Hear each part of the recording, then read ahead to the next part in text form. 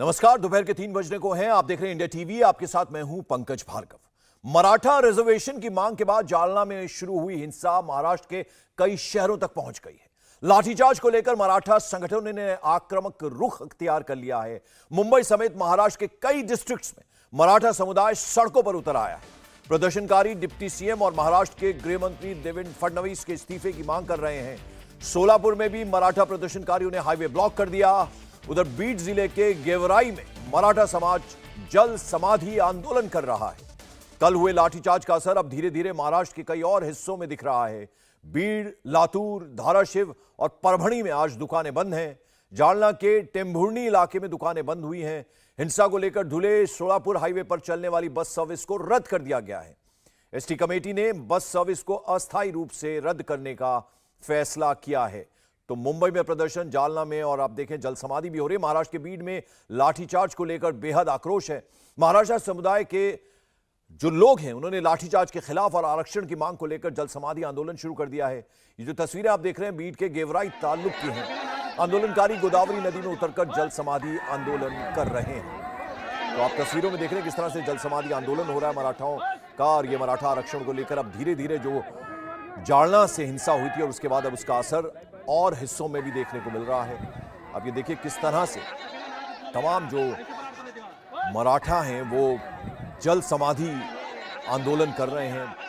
और बीड महाराष्ट्र की तस्वीरें हम आपको दिखा रहे हैं किस तरह से हाथ में झंडे लेकर नारेबाजी करते हुए ये उतर आए हैं पानी में। और ये जल समाधि आंदोलन की शुरुआत एक तरह से उन्होंने कर दी है। बीड महाराष्ट्र की तस्वीरें आप देख रहे हैं। उधर सोलापुर में मराठा समाज के लोग हाईवे पर धरना दे रहे हैं। लाठीचार्ज के विरोध में मराठाओं ने सोलापुर पुणे हाईवे रोड पर रास्ता रोको आंदोलन शुरू कर दिया। धरने की वजह से हाईवे पर 3 से 4 किलोमीटर तक का जाम लगा हुआ है। ये तस्वीरें आप देख रहे हैं। हाईवे पर बड़ी संख्या में ट्रक और दूसरी गाड़ियां घंटों से इंतजार में खड़ी हैं कि कब हाईवे ब्लॉक हटे और वो अपनी गाड़ियां गंतव्य स्थान तक लेकर जाएं। लेकिन आप तस्वीरों में देख रहे हैं किस तरह से हाईवे को ही ब्लॉक कर दिया है। सोलापुर पुणे हाईवे, किस तरह से ट्रकों की लंबी लाइनें वहां लग गई हैं। हाथ में झंडे लिए नारेबाजी करते हुए मराठा समाज के लोग सड़कों पर उतर आए। और अब जो जालना से हिंसा की शुरुआत हुई थी उसके बाद अब महाराष्ट्र के अलग अलग हिस्सों में प्रदर्शन करते हुए मराठा सड़कों पर उतर आए हैं। तो मराठों के गुस्से की आग मुंबई में भी दिख रही है। मुंबई के दादर प्लाजा थिएटर के पास मराठा समाज सुबह से ही धरने पर बैठा है। मराठा समाज के साथ साथ महाविकास आघाड़ी भी कल हुए लाठीचार्ज के खिलाफ सड़क पर उतरे हैं। प्रदर्शनकारी डिप्टी सीएम के इस्तीफा और मराठा आरक्षण की मांग कर रहे हैं। तो तस्वीरों में आप देखिए बड़ी संख्या में महिलाएं हैं। हाथ में इनके बैनर पोस्टर हैं, झंडे हैं। और ये डिप्टी सीएम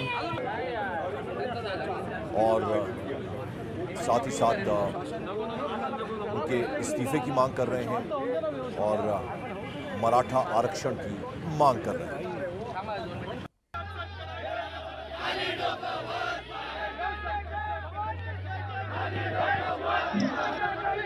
जालना में मराठा आंदोलनकारियों पे हुई पुलिस लाठीचार्ज के विरोध में पूरे महाराष्ट्र में अलग अलग जिलों पे विरोध प्रदर्शन हो रहा है। मुंबई में भी आज विरोध प्रदर्शन दादर इलाके में रखा गया है, जहां पर आप देखिए बैनर पोस्टर लगा के लेकर हाथ में लोग खड़े हैं। एक महिला भी हैं जो हाथों में चूड़ी लेकर खड़ी हैं। इनसे बात करते हैं। ताई, आप हाथों में चूड़ी लेकर आई हैं, आप विरोध प्रदर्शन करने आई हैं, आपका मैसेज क्या है, किस वजह से चूड़ी लेकर आई?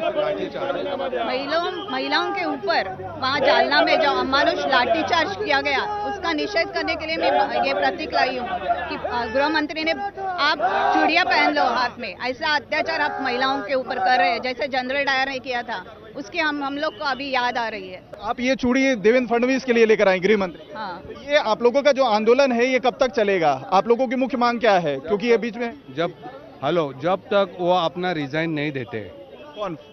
गृह मंत्री देवेंद्र फडणवीस, तब तक हमारा ये आंदोलन प्रखर होते जाएगा। अभी सब पूरा महाराष्ट्र में सब स्टेट में चालू है।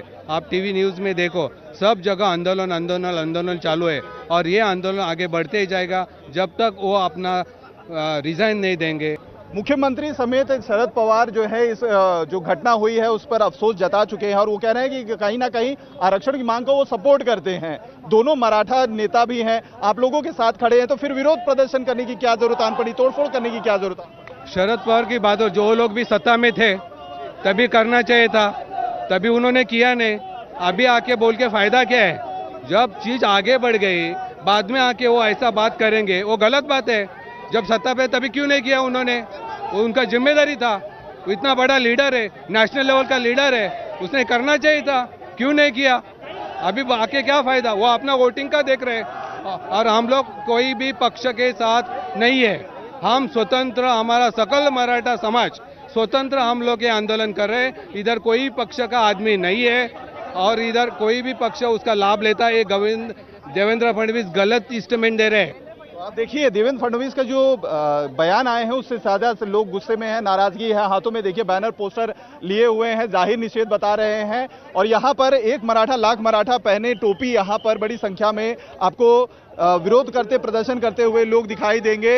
हाथों में जानता राजा छत्रपति शिवाजी महाराज की फोटो भी दिख जाएगी, क्योंकि ये अपने आप को मावले कहते हैं छत्रपति शिवाजी महाराज के मराठा समाज के लोग, और उसी का यहाँ पर एक्सप्रेस करने की कोशिश की गई है। और ये विरोध प्रदर्शन काले कपड़े पहन के आए हैं। अगर आप ज्यादातर लोगों को देखें तो काले शर्ट पहन के आए हैं अपना एक विरोध जताने के लिए कि जिस तरीके से लाठी चार्ज हुआ है, कई लोग जो है घायल हुए हैं, उसका विरोध यहां पर जताया जा रहा है। कई लोग यहां पर ब्लैक बैंड भी पहन के हाथों में आए हैं शर्ट पर लगा के, ताकि वो अपना विरोध इस जो घटना हुई है जालना में उसका विरोध जता सके। तो आपने तमाम प्रदर्शनकारियों को सुना। मुंबई में जो विरोध प्रदर्शन कर रहे थे वो कह रहे थे कि हमारा प्रदर्शन पूरी तरह से स्वतंत्र है, हम किसी के भी साथ नहीं, और सीधे सीधे डिप्टी सीएम और गृह मंत्री देवेंद्र फडणवीस का इस्तीफा मांग रहे थे। लाठीचार्ज के विरोध में मराठा समुदाय सड़क पर है। इस बीच जालना को जलाने वालों के खिलाफ पुलिस का ताबड़तोड़ एक्शन जारी है। जालना में हिंसा करने के आरोप में पुलिस ने अब तक 40 लोगों को गिरफ्तार भी किया है। इस मामले में 6 एफआईआर दर्ज की जा चुकी हैं। पुलिस ने आंदोलन के आयोजकों के खिलाफ भी एफआईआर दर्ज की है। फिलहाल सभी फरार हैं। और कल जालना में मराठा आरक्षण की मांग कर रहे प्रदर्शनकारियों ने जमकर उत्पात मचाया था। लाठीचार्ज से गुस्साए प्रदर्शनकारियों को जो मिला तोड़ दिया, आग लगा दी। इस दौरान कई गाड़ियां और दुकानों को भी उन्होंने जलाया। ये तस्वीरें बयान कर रही हैं कि कल जालना में कैसा मंजर था, कितना नुकसान हुआ, क्या क्या चला। ग्राउंड जीरो से इंडिया टीवी संवाददाता दिनेश मौर्य की एक रिपोर्ट आपको दिखाते हैं। आंदोलन की आड़ में दंगाइयों ने किस तरह का कहर बरपाया जालना शहर पर, इसकी तस्वीरें बयां कर रही है। वो बसें जिन्हें आग के हवाले कर दिया गया, वो गाड़ियां जिन पर पथराव किया गया, वो पुलिसकर्मी जो खून से लहूलुहान हो गए। इस वक्त हमें जालना जिले के शाहगढ़ इलाके में, और यहाँ पर एक दो नहीं बल्कि करीब 7 बसों को एक साथ जलाया गया। हम आपको तस्वीरें दिखाते हैं। इन बसों की हालत को देखिए, धू कर बसें कई घंटे तक जलती रही। आज इस बस का एक भी पुर्जा बचा नहीं है। इन तस्वीरों को देखकर आप अनुमान लगा सकते हैं कि दंगाई कितनी तैयारी से यहाँ पर आए थे।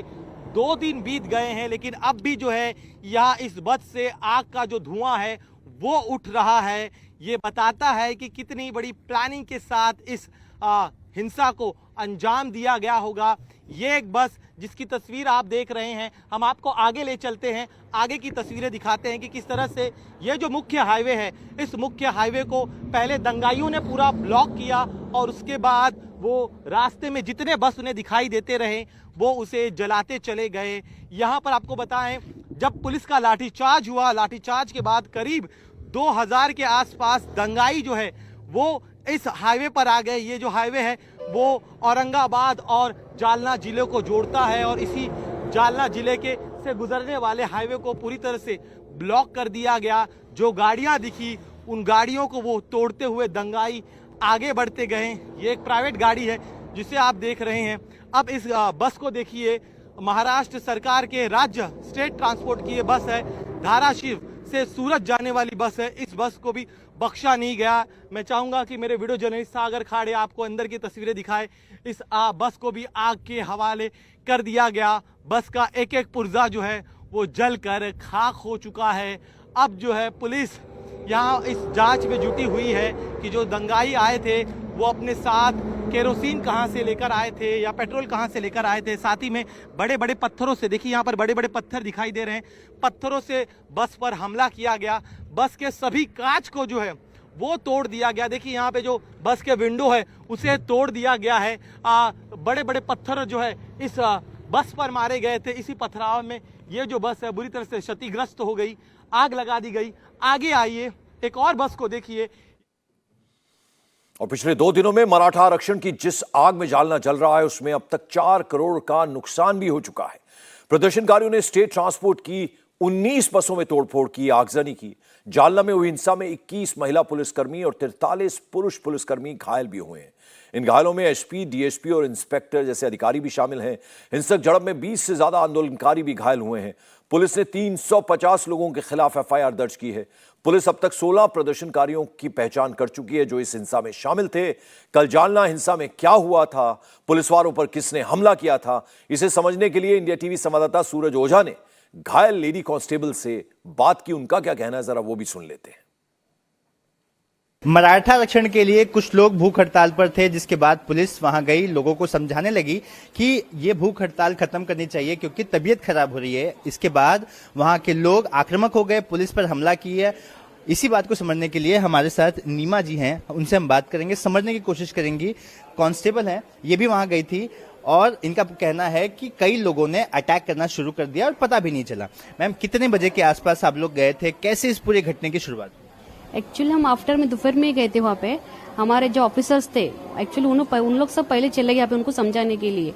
हम शांत बाजू में हम साइड में खड़े थे सब, जो जितने में हमारे कर्मचारी, जितने हमारे ऑफिसर्स है, जो हमारे सीनियर, हम साइड में जो हमारे ऑफिसर्स है, एडिशनल सर, डीवाईएसपी सर, उन लोग गए अंदर। वहाँ पे क्या नाम है उनका, मनोज सर जरांगे कुछ, वहाँ पे उनको मिलने के लिए गए। वो उनको समझाए बातचीत कि आप हॉस्पिटलाइज हो जाओ, आपकी तबीयत ठीक नहीं है, ऐसा उन्होंने उनको बोला।